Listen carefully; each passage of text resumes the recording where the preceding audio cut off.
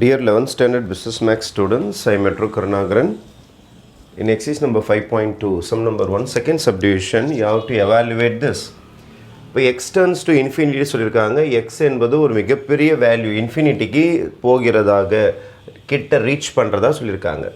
இப்போ இங்கே இன்ஃபினிட்டி போட்டால் நியூமரேட்டர் ஃபுல்லாக இன்ஃபினிட்டி ஆகிடும், டினாமினேட்டரில் போட்டாலும் ஃபுல்லாக இன்ஃபினிட்டி ஆகிடும். இன்ஃபினிட்டி பை இன்ஃபினிட்டி இன்னும் மேக்ஸில் கண்டுபிடிக்கல. அதனால் டைரெக்டாக உங்களால் இந்த வேல்யூ போய் இங்கே சப்ஸ்டியூட் பண்ண முடியாது. அதுக்கு நம்ம ஏதாவது டெக்னிக்ஸ் யூஸ் பண்ணி இன்ஃபினிட்டி இல்லாத அளவுக்கு இந்த சம்மை மாற்ற போகிறோம்.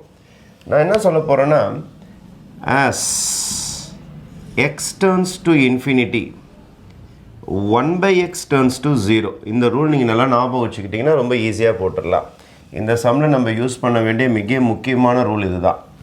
x என்பது ஒரு மிகப்பெரிய நம்பர், 1 டிவைடட் பை ஒரு மிகப்பெரிய நம்பர் 0வாக மாறிடும். புரியல sir? For example x is equal to 1 கோடின்னு வச்சுங்க, அல்லது 1 லட்சம்னு வச்சுங்க. 1 டிவைடட் பை 1 லட்சம். ஃபார் எக்ஸாம்பிள் ஒரே ஒரு கேக் இருக்குது, அதை 1 லட்சம் பேருக்கு டிவைட் பண்ணி கொடுக்கணும். அப்போது ஆளுக்கு எவ்வளோ கேக் கிடைக்கும்னு பார்த்தீங்கன்னா நெக்லிஜிபிள், ஒன்றுமே கிடைக்காது. அந்த கான்செப்ட் தான். எக்ஸ் என்பது ஒரு மிகப்பெரிய நம்பராக இருக்கும் போது ஒன்று அதால் வகுக்கும் போது 1 டிவைடட் பை இன்ஃபினிட்டின்னும் போது அது 0 கிட்ட போயிடும், கிட்டத்தட்ட 0 ஆகிடும்.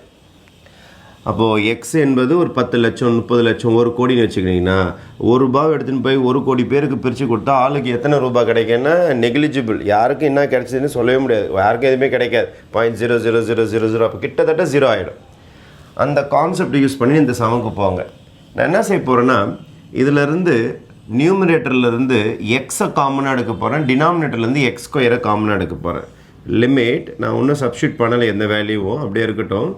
இங்கேருந்து ஃபுல்லாக எக்ஸை காமனாக எடுக்கிறேன். எக்ஸை காமனாக வெளியில் எடுத்துட்டால் இது வெறும் 2 ஆகிடும்.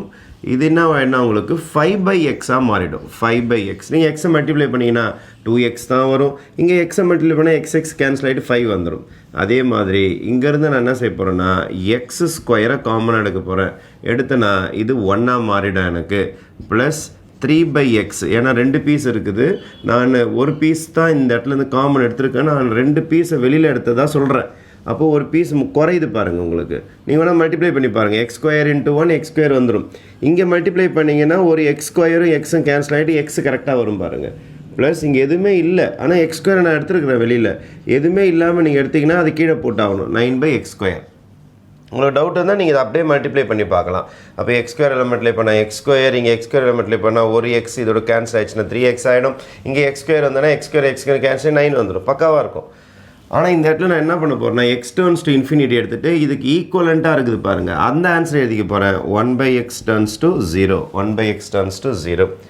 அதுக்கடுத்த ஸ்டேஜ் என்ன ஆக போகுதுன்னா, உங்களுக்கு லிமிட் இந்த எக்ஸும் ஸ்கொயரும் கேன்சல் ஆகிடும். Limit 1/x turns to 0. எங்கெங்கெல்லாம் 1/x இருக்கோ அதெல்லாம் 0வாக மாறிடும். இது 0வாக மாறிடும், இது 0வாக மாறிடும். 1/x² 0வாக தான் மாறிடும். 1/xஏ 0ன்னும் போது 1/x² கண்டிப்பாக 0வாக தான் இருக்கும். அதனால் இந்த இடத்துல போய் சப்ஸ்டியூட் பண்ணும்போது என்ன ஆகும்னா, உங்களுக்கு 2 அப்படியே இருக்கும். ஆனால் 5/x என்ன ஆகிடும்னா 0வாக மாறிடும். இங்கே 1 அப்படியே தான் இருக்கும்.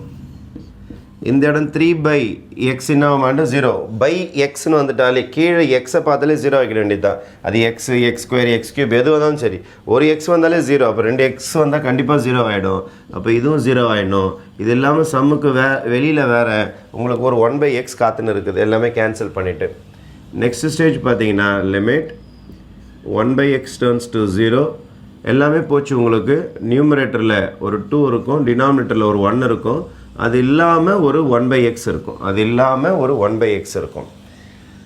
இப்போ நான் என்ன பண்ண போகிறேன்னா, 1/x turns to 0 இதுக்கு சப்ளை பண்ண போகிறேன். இதுக்கு சப்ளை பண்ண போனால் இது 2/1 2 ஆகிடும். ஆனால் 1/x என்னன்னு சொல்கிறாங்க, 0ன்னு சொல்கிறாங்க. 1/x 0ன்னு சொல்கிறாங்க. இப்போ 2 × 0 உங்களுடைய ஃபைனல் ஆன்சர் இந்த சம்முக்கு என்னவாக இருக்குன்னா 0வாக தான் இருக்கும். Okay, thank you.